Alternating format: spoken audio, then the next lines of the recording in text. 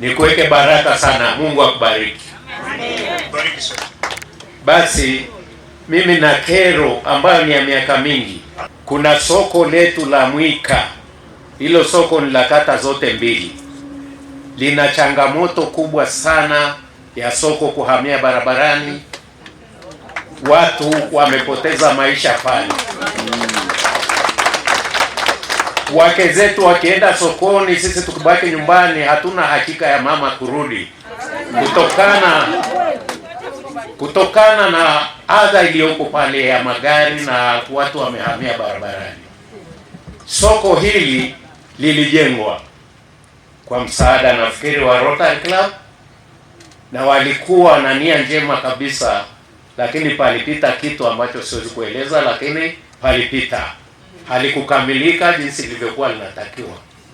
Viongozi wetu, niseme hapa leo, nimekuja kusema iwe mwisho wangu, wametoa lile soko maeneo ya katikati, kumejengwa nyumba.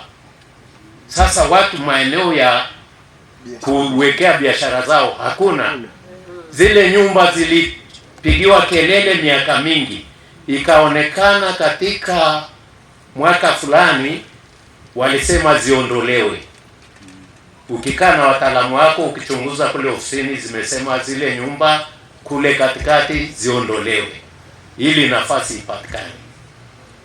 Pia kuna nyumba ziko mbele ya kile kiwanda cha Kivumu, serikali ilisema wakati fulani pia nazo ziondolewe. Naomba tuhakikishie kwamba sisi kama halmashauri tutaanza utaratibu wa kuhakiki hizo changamoto ambazo mmezitaja katika hilo soko ili tuweze kuwapatia utatuzi. Na kuhusu shamba, basi tutawasiliana na ofisi ya ardhi ili tuweze kuwaletea majibu wiki ijayo Jumatatu. Jumatatu? Ndio boss. Yaani mimi Jumatatu ninakuja hapa kwa mheshimiwa diwani. Niripoti hapa kwa diwani, msije kimya kimya. Huyu ndio mwakilishi wa wananchi. Kwa hiyo kwa niaba ya wote hawa atatoa maelekezo ya namna ya kwenda kule, pamoja kama atasema na mwenyekiti mtakwenda naye tupate hayo majawabu vizuri. Alafu mje mniambie. Na hayo ambayo atakuja mheshimiwa diwani ataleta kwenu wananchi.